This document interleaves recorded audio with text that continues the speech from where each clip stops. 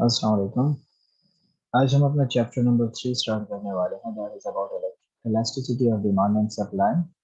कि basically elasticity क्या होती है, डिमांड और सप्लाई पे किस तरीके से इफेक्ट पड़ता है। तो अगर हम देखें तो इस चैप्टर के स्पॉटलाइट में हमारे पास, जिसमें हम तीन चीज़ों के ऊपर जिक्र करेंगे: elasticity of demand, other elasticity of demand और इलास्टिसिटी ऑफ सप्लाई के ऊपर डिस्कशन करेंगे।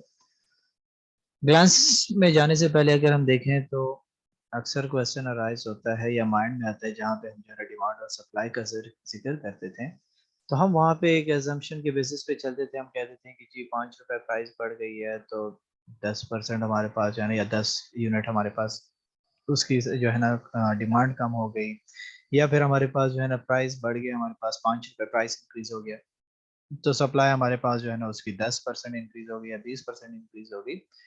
तो ये चीज़ें हमारे पास जो है ना इलास्टिसिटी बताती है कि यार हमारे पास ये जो चेंज आया हुआ है ये बेसिकली कितना आया है।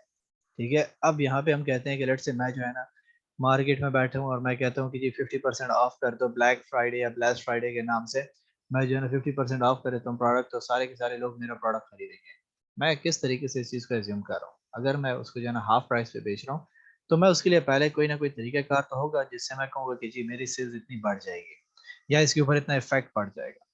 ठीक है, लेट्स से अब जैसे आपके पास गारमेंट्स हैं, तो गारमेंट्स पे अगर 50% ऑफ हो जाए तो आपने देखा होगा कि जो है ना रश इंक्रीज होना शुरू हो जाता है, वहां पे लोगों की भीड़ बन जाती है और हर बंदा जो है ना कोशिश करता है उसको परचेज करने। लेकिन ये सिचुएशन अगर आपके पास नमक की सिचुएशन में हो जाए कि नमक जो है ना आपके पास लेट से 50 रुपए बोरी है या 100 रुपए बोरी है, और वो जो है ना उसको 100 रुपए को हाफ कर दो जी 50% ऑफ है नमक, तो क्या लोग अपने पास जो है ना बोरियां जमा करेंगे उसकी, या फिर वो उसके ऊपर फर्क नहीं पड़ेगा।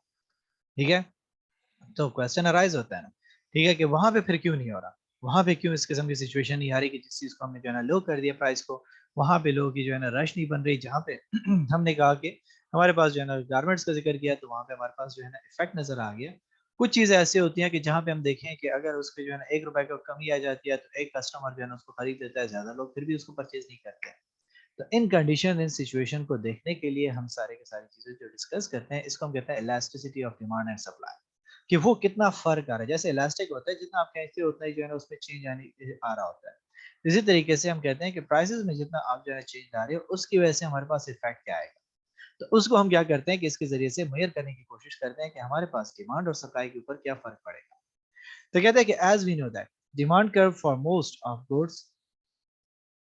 most of goods is usually sloped downward from left to right and supply curve is normally slope upward. जाहिर सी बात है, डिमांड हमारे पास क्या हो रहा है कि हमारे पास एक्सपैंड होती जा रही होती है, जैसे जैसे प्राइस डिक्रीज होती जाएगी हमारे पास उसकी डिमांड क्वांटिटी डिमांड इंक्रीज होती जाती है, तो वो डाउनवर्ड की तरफ आ रहा होता है, लेफ्ट से हमारे पास राइट पे आ रहा होता है। सप्लाई में क्या होता है कि हमने कहा कि प्राइसेस जैसे जैसे इंक्रीज होती जाती है, हमारे पास जो है ना स्लोप में अपवर्ड की तरफ जो है ना नजर आना शुरू हो जाता है, मूवमेंट नजर आना शुरू हो जाती है।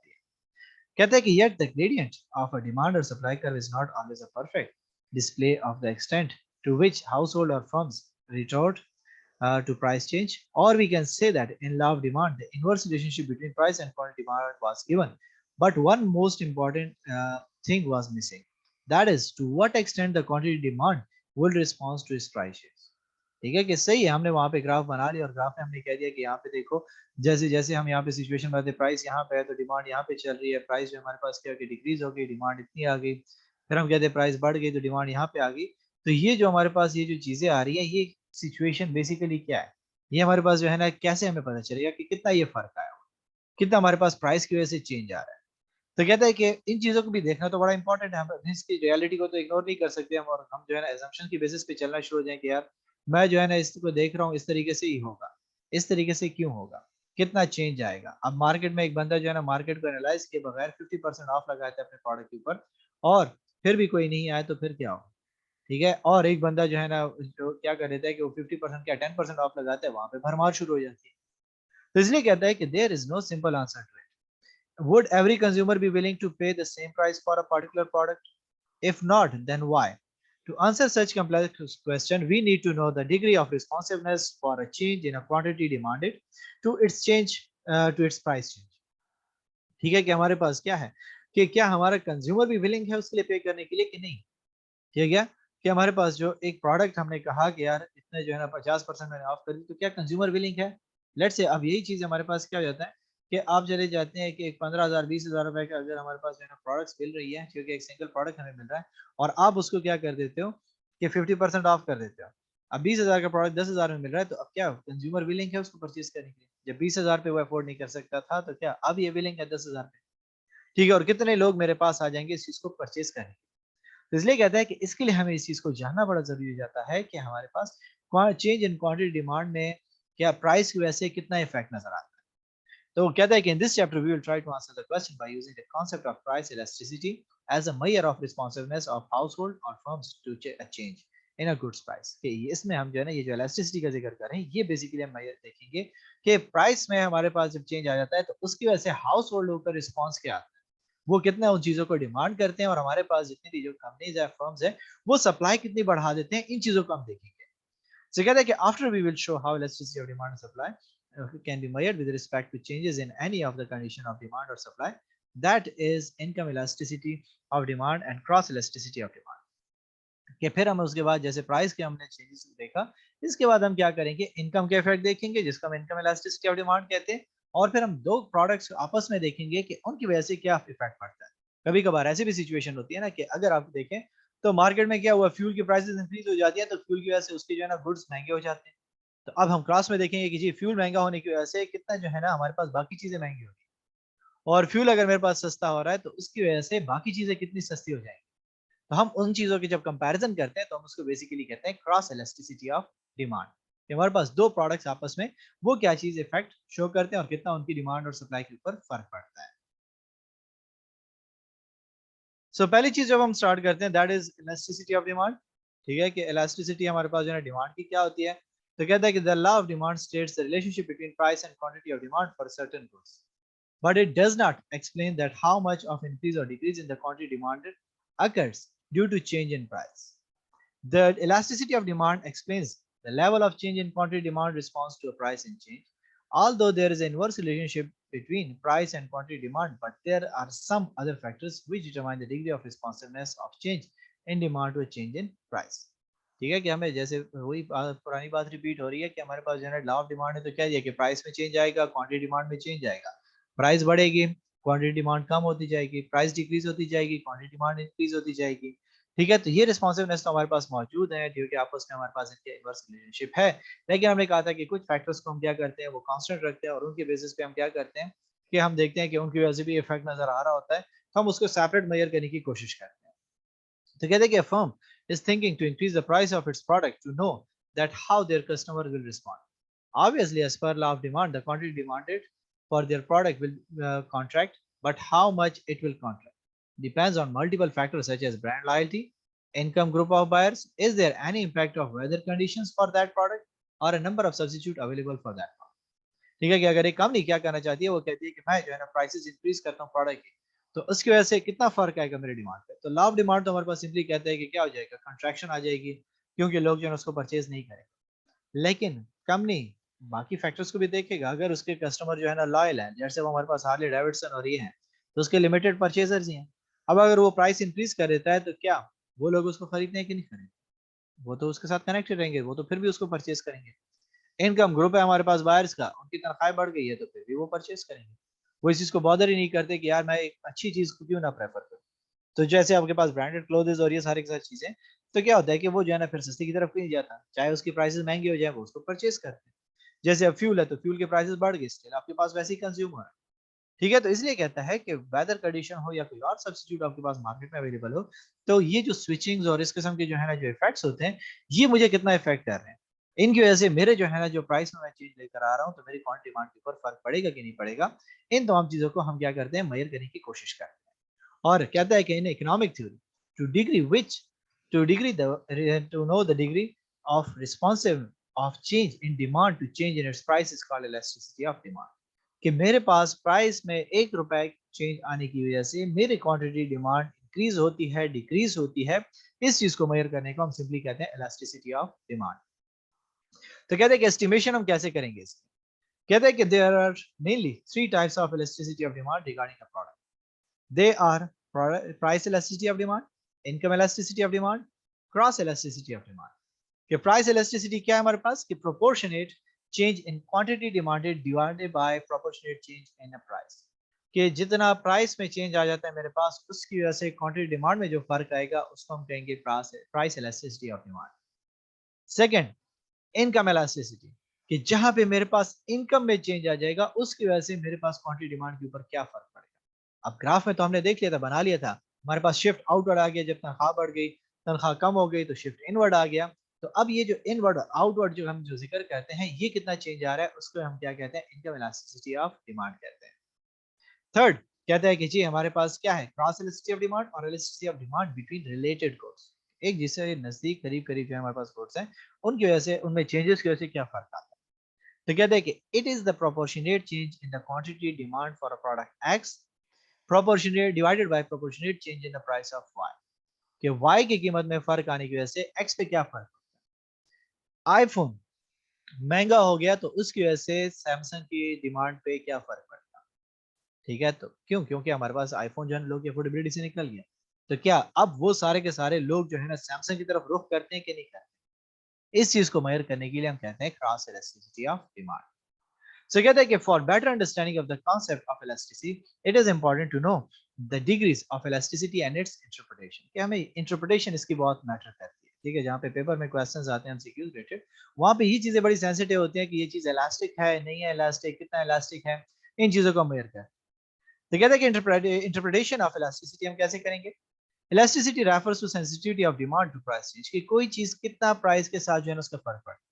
ठीक है, जैसे मैंने आपको एग्जांपल दे दी कि कपड़ों के ऊपर 50% ऑफ लग जाए तो भरमार होगी, लेकिन अगर ये चीज हमारे पास जो है ना उसकी तरफ लगना शुरू हो जाए, घरों पे लग कि 50% घर ऑफ हो गए हैं, 1 करोड़ का घर है वो 50 लाख में मिल रहा है, तो क्या सारे के सारे लोग घर की तरफ भागना शुरू हो जाएंगे। ठीक है, फिर इसी तरीके से प्लॉट्स हैं तो प्लॉट की तरफ हर बंदा जाना शुरू हो जाएगा।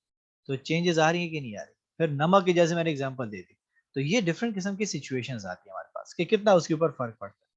तो कहते हैं कि इलास्टिक डिमांड हमारे पास क्या है कि is equal to sensitive to price changes. ये इलास्टिक हम कब कहेंगे डिमांड को, जब हमारे पास प्राइस की वजह से उसमें चेंज आएगा। इन इलास्टिक क्या होगा कि हमारे पास प्राइस में चेंज आ जाता है लेकिन हमारे पास उसकी डिमांड के ऊपर फर्क ही नहीं पड़ता, जैसे मैंने नमक की एग्जांपल दे दी। सो इन चीजों को 3 बेसिस पे मेजर किया गया, डिग्री ऑफ इलास्टिसिटी, कंडीशन और कैरेक्टरिस्टिक्स में।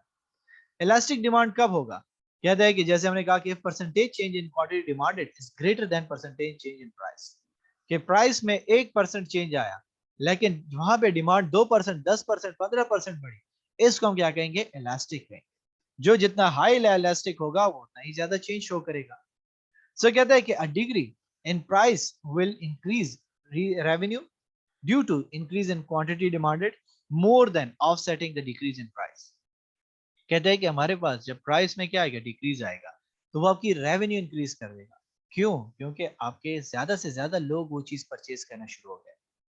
सो डिमांड जब बढ़ गई है तो फिर अगर आप 2 रुपए का मुनाफा पहले कमाते थे, अब 1 रुपए कमा रहे हो, तो 50 लोग भी तो खरीदने वाले आ गए हैं, तो वहां से वो चीज कवर हो गई है।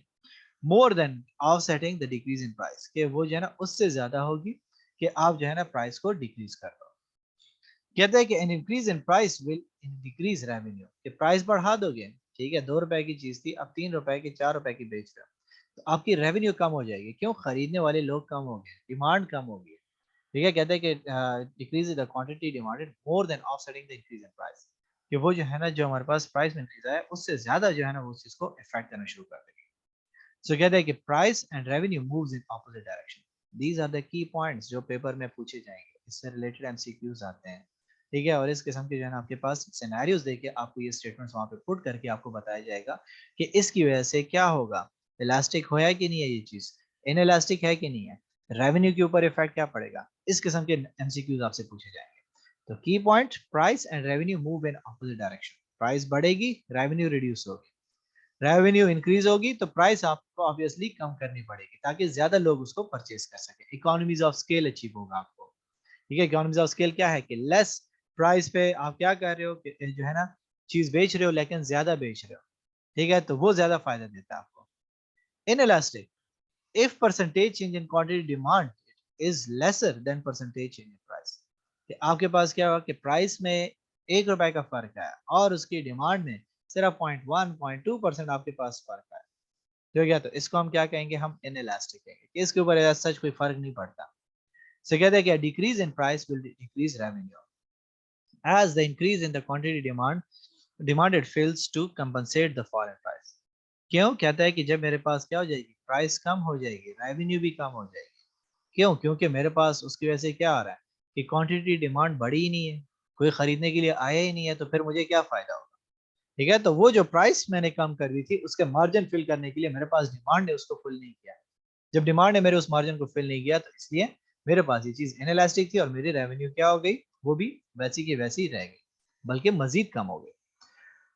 An increase in price will increase revenue due to the decrease in quantity being more than compensated by increase in price.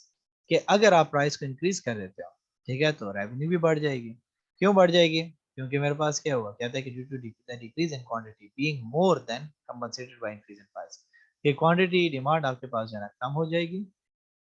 ठीक है, तो क्वांटिटी डिमांड आपके पास मजीद कम हो जाएगी, लेकिन वहां पे जो कम लोग ले रहे हैं वो ज्यादा कीमत पे ले रहे हैं।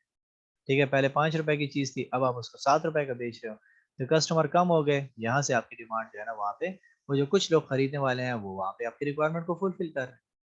तो इसीलिए कहता है कि price and revenue moves in the same direction when there will be inelastic demand. Elastic demand में ऑपोजिट जाएंगे, इनएलास्टिक में ये दोनों एक ही डायरेक्शन में जाएंगे। ठीक है, थर्ड हमारे पास आ जाता है यूनिट इलास्टिक। यूनिट इलास्टिक क्या होता है? कहता है कि demand response in exact proportion to price, price changes do not effect revenue. ठीक है, कि आपके पास जो है ना 1 रुपए कीमत बढ़ गई, एक बंदे ने चीज इस्तेमाल करना छोड़ दिया, 1 रुपए चीज जो है ना आपके पास कम हो गई, उतना ही परसेंटेज 1% आपके पास जो है ना उसकी डिमांड कम हो गई। तो कहता है कि revenue remains unchange by the price change because the change in price is offset by the change in quantity, कि जितनी क्वांटिटी इस्तेमाल हो रही थी वहां पे प्राइस के साथ वो बराबर फिर होगी। The total expenditure method offers a simple solution to ascertaining whether or not a good has elastic, inelastic or unitary demand. कि हमारे पास आगे जाके हम पढ़ेंगे कि टोटल एक्सपेंडिचर मेथड है वो क्या करते हैं, हमें बताते हैं कि आप इस चीज को देखो कि हमारे पास ये जो गुड है वो इलास्टिक था, इनइलास्टिक था या यूनिटरी था। तो क्या था कि जहां पे हमारे पास यूनिट इलास्टिक होगा, प्राइस चेंज हो जाएगा, रेवेन्यू पे इफेक्ट नहीं करेगा। क्यों? क्योंकि रेवेन्यू वहीं पे दोबारा से फिर खत्म होगी, वन बाय वन की सिचुएशन चल रही है, एक जगह पॉजिटिव एक जगह नेगेटिव, तो पॉजिटिव नेगेटिव क्रॉस इफेक्ट आएगा। परफेक्टली इलास्टिक क्या होता है? कहते हैं कि smallest price change will effect the demand largely, कि सिर्फ 1% चेंज की वजह से भी जो है ना उसकी डिमांड 2%, 10%, 15% बढ़ता है। इसको हम कहेंगे परफेक्टली इलास्टिक, कि बहुत ज्यादा उसमें फर्क नजर आना शुरू हो गया। ठीक है, जैसे आपके पास जो है ना ड्रेसेस वगैरह पे होता है 50% ऑफ या ब्लैक फ्राइडे, तो डायरेक्टली सारी के सारी वहां पे रश बढ़ना शुरू हो जाता है। क्या हुआ? दैट वाज परफेक्टली इलास्टिक, थोड़ा सा चेंज आया। ठीक है, या फिर आपके पास बड़े ब्रांड्स हैं तो वो अगर क्या करते हैं 10% 5% जो है ना चेंज आते हैं, अपनी प्राइस को डिक्रीज करते हैं, सेल लगा देते हैं। ठीक है, फिर भी भरमार हो जाती है कि यार ये देखो ब्रांड ने इतनी अपनी कीमत को कम कर, so it means their product is perfectly elastic. Perfectly inelastic, demand totally unaffected bye price changes, कि वो बिल्कुल भी इफेक्ट नहीं होती। ठीक है, प्राइस बढ़ गई वैसे की वैसी चले जैसे नमक है। ठीक है, अब नमक के ऊपर कोई फर्क नहीं पड़ेगा, प्राइस डिक्रीज हो गई फिर भी जो है ना नमक के ऊपर कोई फर्क नहीं पड़ेगा। तो ये हमारे पास क्या है, कुछ सिचुएशंस है डिग्रीज है इलास्टिसिटी की जो हमें याद करनी होंगी, जो हमें समझना होगा, जिससे रिलेटेड हमारे पास एमसीक्यूज आएंगे और हमने क्या करना होगा, इन चीजों को फाइंड आउट करना होगा और डिटरमाइन करना होगा। So कहते हैं कि there are several methods that can be used to measure the price elasticity of demand. Each can be useful in different scenarios depending on the data that is available. In general, they are all used to calculate how change in the price of the goods affect the quantity demanded. The symbol N is used to represent elasticity. हमारे पास ये जो symbol है इसका, ये क्या कहता है, elasticity को शो करता है कि हमारे पास जो है कोई भी मेथड आप इस्तेमाल करो, आगे जाके हम पढ़ेंगे। ठीक है, सो उसमें से कोई भी मेथड आप इस्तेमाल करते हो, एक्सपेंडिचर या फिर आपके पास जो है ना कोई और रेवेन्यू मेथड इस्तेमाल करते हो, ठीक है, तो आपके पास क्या होगा कि जो वहाँ पे चीज हमारे पास मैटर करती है वो ये मैटर करती है कि आपके पास वो गुड कितना इलास्टिक था, कितना इनइलास्टिक था, और इसी के बेसिस पे फिर आप जो है ना ये जो प्राइस रिड्यूस करना, प्राइस इंक्रीज करना, जो चेंजेस लेकर आते हो वो हम क्या करते हैं, डिटरमाइन करते हैं। तो यहाँ तक अगर आपका कोई क्वेश्चन है तो पूछ सकते हैं।